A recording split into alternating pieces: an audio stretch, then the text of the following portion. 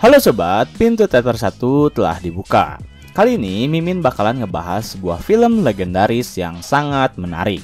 Bagaimana tidak, film ini berjudul The Italian Job, yang menceritakan tentang sekelompok pencuri yang berniat untuk merampok emas bernilai jutaan dolar di sebuah kota bernama Venesia. Memang, perampokan berjalan lancar dan terhitung berhasil. Namun setelah perampokan selesai, salah satu dari mereka mulai menunjukkan sifat buruknya yang asli. Siapakah dia? Tanpa menunggu banyak lama, mari kita mulai intronya.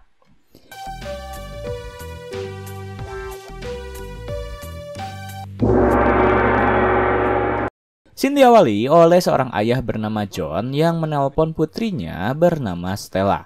John menelpon putrinya dengan niat untuk membangunkannya di pagi hari. Setelah Stella mengangkat, Stella mengajak ayahnya untuk sarapan bersama. Namun John menolak karena ia mengatakan jika dirinya kini sedang berada di Venesia. Terkejut, Stella langsung terbangun karena menurut yang ia tahu, ayahnya masih berada di bawah pengawasan pihak kepolisian. Tetapi hal itu tak John pedulikan. Ia mengatakan jika dirinya akan kembali menelpon Stella apabila pekerjaannya telah selesai. Selesai menelpon, John lalu bertemu dengan seseorang yang bernama Charlie. Mereka bersalaman lalu saling bertanya tentang kesiapan mereka untuk mencuri sesuatu. Charlie mengatakan jika ia telah menyiapkan segalanya dan meminta John untuk bergerak lebih cepat karena polisi Venesia akan datang 7 menit kemudian setelah mereka merampok. John tentunya bersemangat. Di satu sisi, rekan mereka pun mulai bergerak.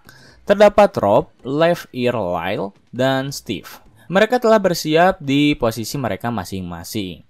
Semua anggota kecuali Steve berada di satu posisi yang sama, yaitu perahu.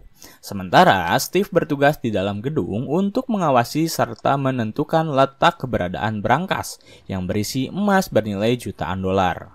Setelah Lyle menghitung segala kemungkinan yang terjadi, mereka mulai memasuki gedung dan melakukan pekerjaan mereka. Steve dan Left Ear mengecat terlebih dahulu atap gedung. Lalu mereka memasangkan sebuah engsel pintu di sana. Dan tak lama kemudian, ledakan muncul. Brankas tersebut otomatis terjatuh ke bawah hingga tenggelam ke dasar lautan. Melihat ledakan tersebut, para pengawas brankas langsung terkejut dan mulai bergerak untuk mencari tahu keberadaan brankas mereka. Sementara para perampok mulai menjalankan aksinya. John dan Charlie bertugas untuk membuka brankas yang telah berada di dasar lautan. Rob bersama Lyle bertugas untuk mengecoh para penjaga brankas yang mulai mencurigai mereka. Rob yang terkenal akan keahliannya dalam berkendara berhasil mengecoh beberapa petugas yang mengejar mereka menggunakan perahu.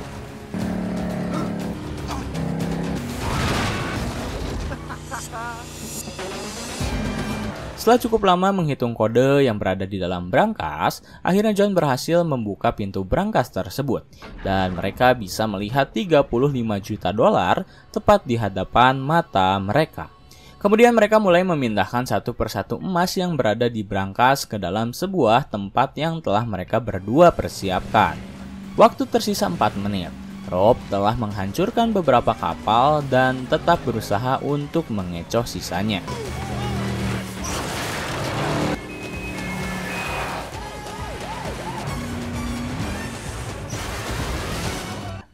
Ketika para polisi telah berada di kawasan tempat brankas tersebut tenggelam, John dan Charlie berhasil terlebih dahulu membawa seluruh emas tersebut pergi. Dan misi pun selesai. Mereka langsung berkumpul di sebuah rumah yang jauh dari kota Venesia. Di sana mereka merayakan keberhasilan perampokan tersebut dengan meminum alkohol. Lalu John bertanya pada masing-masing dari mereka tentang apa yang akan mereka beli dari hasil emas tersebut. Left Ear menjawab jika ia akan membeli bahan peledak. Rob akan membeli mobil dan wanita. Lyle akan membeli pengeras suara yang sangat besar dan lain-lain. Kemudian John menghampiri Charlie dan mengatakan terima kasih karena telah membuat rencana ini sesempurna mungkin. Setelah cukup lama berbincang, akhirnya mereka pun pergi dari tempat tersebut. Namun saat mobil sedang berada di sebuah jembatan, mereka tiba-tiba melihat sebuah mobil yang menghadang jalur perjalanan mereka. Charlie pun langsung berhati-hati. Dan saat para pengendara mobil yang menghadang jalur mereka keluar dari mobilnya, Steve tiba-tiba menodongkan senjata pada rekannya sendiri. Tak lama kemudian, para pengendara mobil itu langsung membawa seluruh emas yang telah mereka curi. Rupanya, Steve berkhianat. Ia merencanakan rencananya sendiri dengan membawa tim yang telah ia bentuk. Melihat hal tersebut, John benar-benar kecewa. Ia bahkan mengatakan, "Kemanapun kau pergi, kami akan menemukanmu." Namun sepertinya hal itu tak Steve pedulikan. Steve menembak John dan Charlie langsung menyuruh Rob untuk menancapkan gas mobil mereka. Hingga akhirnya mereka semua terjun bebas ke lautan es. Khawatir jika rekannya masih hidup, Steve mengambil sebuah senjata AK-47 lalu menembak ke arah laut. Setelah peluru habis dan merasa yakin jika rekannya telah tewas, Steve langsung pergi dari tempat tersebut. Sementara itu John tewas, dan yang lainnya selamat. Kemudian scene berpindah pada 1 tahun kemudian di kota Philadelphia. Saat itu scene menunjukkan Stella yang sedang mencoba membobol sebuah berangkas, yang rupanya keahlian dari turunan ayahnya langsung. Setelah Stella menyelesaikan pekerjaannya, ia langsung kembali ke kantor. Dan di sana staf mengatakan jika seseorang bernama Charlie ingin menemuinya. Mendengar nama Charlie, Stella langsung merubah raut wajahnya. Saat ia melihat wajah Charlie pun, Stella terlihat membencinya. Karena Charlie tak sengaja terlibat langsung atas pembunuhan ayahnya. Namun Charlie membalas jika ia mengetahui keberadaan Steve yang kini berada di LA. Salah satu rekannya yang bernama Skinny Pete mengetahui tentang seorang perantara di LA yang membeli emas hasil curian mereka. Hal itu diketahui karena di emas tersebut terdapat ukiran cap penari Bali yang identik. Charlie tak memaksa Stella untuk ikut bersamanya. Ia meninggalkan dirinya terlebih dahulu. Dan pada saat malam hari, setelah Stella memikirkan segala macam hal yang akan terjadi, akhirnya ia menelpon Charlie dan memutuskan untuk bergabung menangkap Steve dan mengambil emas milik mereka. Keesokan harinya, Charlie dan Stella pergi ke suatu tempat.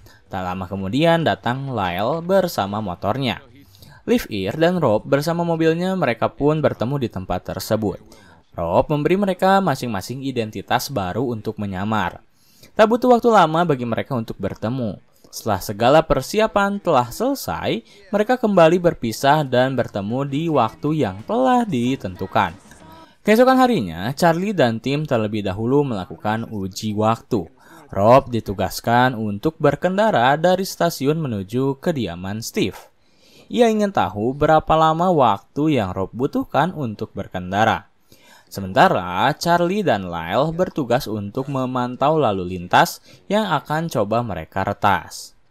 Liv Ear, sang ahli peledak, membaca situasi terlebih dahulu untuk melihat apakah ia bisa meledakkan seisi rumah milik Steve atau hanya beberapa tempat saja yang akan ia ledakan. Setelah mengetahui posisi, ia tahu bahan apa yang dirinya butuhkan. Kemudian scene berpindah pada Steve yang perlahan menjual emas tersebut. Hari itu ia menjual kepada seorang perantara bernama Yevhen. Yevhen sangat terkesan dengan emas yang Steve jual padanya. Ia pun memberikan sejumlah uang pada Steve dan mengatakan akan kembali membelinya pada hari Rabu. Karena mereka mempunyai rencana untuk memasuki kediaman Steve melalui teknisi internet. Maka pada keesokan harinya Rob menjalankan pekerjaan yang sangat ia sukai, yaitu menggoda wanita. Hanya melalui beberapa percakapan lucu, Rob berhasil meniduri wanita yang bernama Becky tersebut. Setelah itu, ia menduplikat kunci mobil milik perusahaan teknisi internet itu dan memberikannya pada Stella yang akan menyamar menjadi Becky. Dan saat Stella telah menyamar, Liv Ear mulai menjalankan tugasnya. Ia merusak satelit internet milik Steve sehingga ia harus menelpon layanan internet miliknya untuk mengadu. Steve meminta agar mereka mengirim petugas untuk memperbaiki layanan internet miliknya. Akhirnya satpam yang berada di rumah Steve langsung menelpon teknisi internet yang terhubung pada Charlie. Awalnya Steve meminta untuk bertemu pada hari Rabu, namun Charlie mengatakan jika ia telah mengirim teknisi yang akan memperbaiki internet lebih cepat. Lalu Stella dengan cepat dikirim ke kediaman Steve. Setibanya di sana, ia yang telah dipasang sebuah kamera langsung masuk ke dalam rumah. Stella berpura-pura memeriksa beberapa bagian rumah sembari berbincang dengan Steve yang mulai menggodanya. Saat Steve sedang mengarahkan Stella ke tempat internet yang rusak, Stella justru pergi ke sebuah ruangan yang di sana terdapat berangkas, di mana berangkas itulah yang menjadi tempat Steve menyimpan emas miliknya. Charlie dan tim telah mendapatkan tempat keberadaan berangkas. Ia langsung menyuruh Stella menyelesaikan tugasnya, dibantu oleh Left Ear yang langsung mengembalikan layanan internet milik Steve. Saat Stella telah selesai, ia justru diajak kencan oleh Steve yang perlahan menyukainya. Stella yang canggung menolak ajakan tersebut. Namun, saat Steve terus-menerus mengajaknya, Stella hanya terdiam, yang menandakan jika ia mau. Setelah keluar dari kediaman Steve, Stella kembali ke markas. Di sana mereka mulai mengerjakan satu proyek penting, yaitu kendaraan. Stella disuruh terlebih dahulu untuk memeriksa mobil miliknya, dibantu oleh Lyle yang akan menghitung kecepatan serta ukuran dari mobil Stella. Saat uji waktu telah selesai, Lyle mengatakan jika mereka masih kekurangan kecepatan. Akhirnya Rob langsung memanggil rekannya yang bernama Orange untuk memodifikasi mobil mereka. Ketika Orange telah selesai memodifikasi, ia meminta Charlie untuk mencoba mobil yang telah ia upgrade. Charlie, Rob, dan Stella pun mencoba ketiga mobil yang telah Orange upgrade. Dan hasilnya, mereka bertiga sangat menyukai pekerjaan yang Orange lakukan. Kemudian scene berganti pada Steve yang kembali menjual emas miliknya. Saat itu sebenarnya perjualan terbilang berhasil. Namun Yevhen ternyata salah mengungkapkan sesuatu. Ya, ia mengatakan kata-kata yang membuat Steve marah, yaitu Venesia. Yevhen mengatakan jika ia tahu emas yang Steve jual berasal dari sana. Namun Steve tak terima dengan omongan Yevhen. Akhirnya ia menyiksa Yevhen dan diakhiri dengan membunuhnya. Lalu Steve mengambil kembali emas miliknya serta mengambil uang milik Yevhen. Di kejauhan, seseorang melihat situasi tersebut dan mulai geram dengan apa yang Steve lakukan. Kembali ke Charlie yang mulai mengumpulkan seluruh perlengkapan yang ia butuhkan. Kali ini Charlie mengantar Left Ear ke rekannya yang bisa menyediakan seluruh kebutuhan yang Left Ear butuhkan. Charlie menghampiri seseorang bernama Skinny Pete yang tak suka jika seseorang memandangnya. Terlihat Left Ear yang sedikit ketakutan ketika ia dipandang oleh Skinny Pete. Namun Charlie berhasil mencairkan suasana. Ia mengatakan beberapa bahan yang mereka butuhkan dan saat Skinny Pete mengatakan harga yang perlu Charlie bayar, mereka pun sepakat. Lalu barang akan diantar seusai dengan kesepakatan mereka. Apakah kalian masih ingat nih ketika pembunuhan Yevhen terdapat seseorang yang melihat terbunuhnya Yevhen? Ya, orang itu bernama Maskov, kakak dari Yevhen, yang perlahan mulai mencari siapa yang membunuh sepupunya. Ia terlebih dahulu mencari informasi dari seseorang yang mengetahui tentang pencurian emas tersebut. Dan buntut pencarian itu berujung pada Skinny Pete. Dengan membawa kapak, Maskov bertanya pada Skinny Pete tentang emas tersebut. Kembali ke tim Charlie, malam itu adalah malam di mana Stella akan menemui Steve untuk mengadakan makan malam. Saat Steve telah pergi dari kediamannya, Lyle dan Left Ear mulai memasuki kediaman Steve untuk mencuri berangkas tersebut. Tentunya tanpa diketahui oleh Steve-nya sendiri. Sementara itu, Stella mulai melakukan perbincangan. Pada awal topik, Steve membahas tentang ketertarikan yang ia katakan pada Stella. Ia bahkan langsung mengajak Stella ke kediamannya setelah perbincangan itu. Namun ternyata Steve telah mengetahui siapa Stella sebenarnya. Saat Stella mengatakan kata-kata yang sering ayahnya katakan pada Steve, ia langsung menggenggam tangan Stella sekeras-kerasnya. Ketika tangan Stella digenggam oleh Steve, Stella meminta pada Steve untuk melepaskannya. Namun Steve baru mau melepaskan. Ketika ia melihat keberadaan dari Charlie dan Rob, Steve pun mulai terkejut. Kemudian Charlie duduk dan mulai membahas tentang emas yang mereka curi. Steve menjawab bahwa emas milik mereka kini hanya tersisa 2 batang saja. Karena ia telah menjual hampir seluruh emas yang mereka curi. Namun Charlie tahu jika Steve berbohong. Ia hanya bisa terdiam dan diakhiri dengan menghajar Steve sebagai pembalasan karena ia telah membunuh John. Lalu mereka pergi, dan saat tiba di markas, ternyata berangkas yang telah mereka curi dari kediaman Steve kosong. Dengan terpaksa, Charlie harus mengganti rencana mereka. Setelah Lyle mencari informasi lebih lanjut terkait keberadaan Steve, ia menemukan jika ada suatu penerbangan dari Los Angeles menuju Meksiko, yang kemungkinan besar dipesan oleh Steve. Lyle menduga Steve berniat untuk memindahkan seluruh emas tersebut ke arah Meksiko. Saat orang-orang berpikir jika hal itu akan mustahil mereka hentikan, Charlie justru senang karena hal itu akan ia manfaatkan.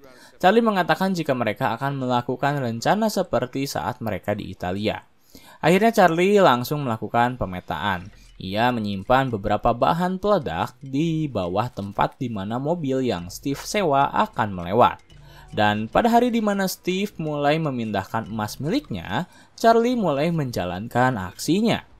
Lyle ditempatkan di stasiun untuk beroperasi, sementara Charlie, Rob, dan Stella berada di jalanan terlebih dahulu untuk memantau pergerakan dari mobil yang Steve sewa. Terlihat Steve yang berada di helikopter terus memantau situasi dari ketiga mobil yang tengah berjalan. Salah satu di antara mobil tersebut terdapat berangkas yang berisi emas miliknya. Karena tak bisa menebak mobil mana yang diisi oleh berangkas, akhirnya Charlie menyuruh Lyle untuk mengukur ketiga mobil tersebut. Hasilnya, mobil bernomor 182 lah yang memiliki bobot berat lebih banyak daripada mobil lainnya. Dan mobil tersebut mulai menjadi incaran. Charlie, Rob, dan Stella mulai mengendarai mobil mereka masing-masing menuju stasiun kereta bawah tanah. Tepat sebelum kereta menutup lorong, mereka berhasil memasuki jalur kereta terlebih dahulu. Dan saat kereta telah menutupi lorong, barulah Lyle menghentikan kereta tersebut. Setelah itu, Charlie dan kawan-kawan langsung bertemu dengan Left-Ear yang telah siap meledakkan tempat di mana mobil itu berada. Dibantu oleh Orange, mereka mulai bertugas. Lyle terus memutar-mutar lampu lalu lintas agar mobil yang Steve sewa terkena jebakan macet. Dan saat macet telah terjadi, serta mobil yang Steve sewa telah berada tepat di bawah ledakan yang Left-Ear telah simpan, Orange yang berada di TKP langsung memberitahu jika mobil telah siap. Akhirnya Left-Ear langsung meledakkan tempat tersebut. Dan seketika, mobil terjatuh ke bawah. Saat mobil telah jatuh ke bawah, Orange yang berada di atas langsung menutup lubang tersebut sehingga Steve tak bisa melihatnya. Melihat mobilnya menghilang, Steve langsung menyuruh anak buahnya untuk mencari keberadaan mobil tersebut. Sementara Charlie dan tim langsung melumpuhkan sang sopir dan mengambil berangkas yang berada di mobil tersebut.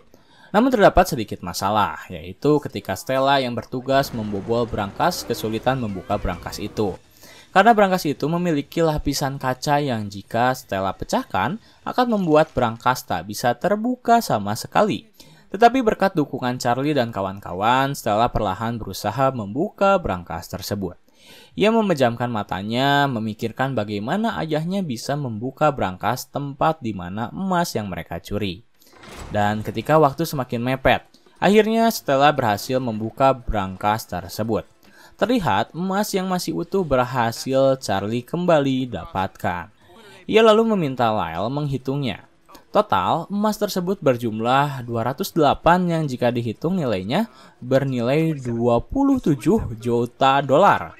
Akhirnya Rob langsung memindahkan seluruh emas tersebut ke tempat yang telah ia sediakan. Sementara Steve ketar-ketir karena anak buahnya tak kunjung berhasil mencari keberadaan emas miliknya. Setelah Charlie dan tim berhasil memindahkan seluruh emas, mereka pun mulai bergerak. Left-Ear berpisah dengan mereka. Sementara Charlie, Rob, dan Stella menjalankan tugas mereka dengan mencoba untuk menghindari kejaran dari Steve. Mereka berhasil menghindarinya, kecuali Charlie yang terjebak ketika Steve ternyata telah memblokade jalan.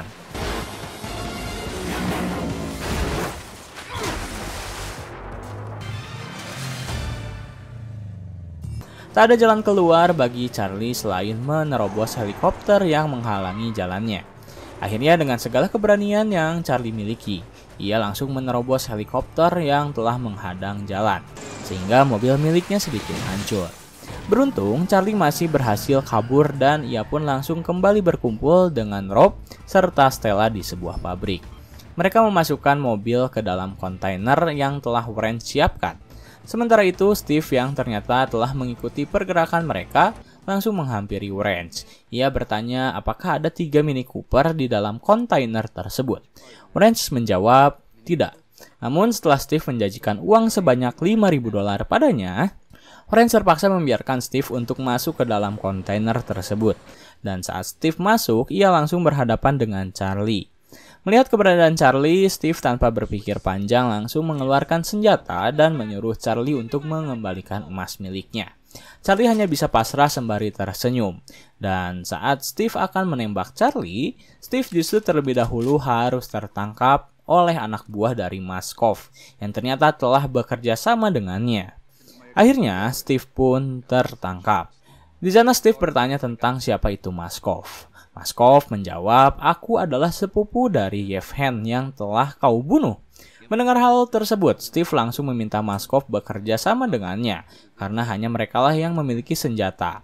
Steve menjanjikan Maskov sejumlah emas jika ia mau bekerja sama. Namun ia telat. Charlie telah terlebih dahulu memberikan penawaran itu pada Maskov. Akhirnya Charlie menyerahkan Steve pada Maskov yang akan membawa Steve ke tempat kerjanya, di mana di sana terdapat banyak mesin yang bisa Maskov gunakan untuk menyiksa Steve. Lalu bagaimana dengan Charlie dan kawan-kawan? Ya, mereka menikmati emas tersebut dengan berpesta sembari mengenang ayah dari Stella, yaitu John. Tamat.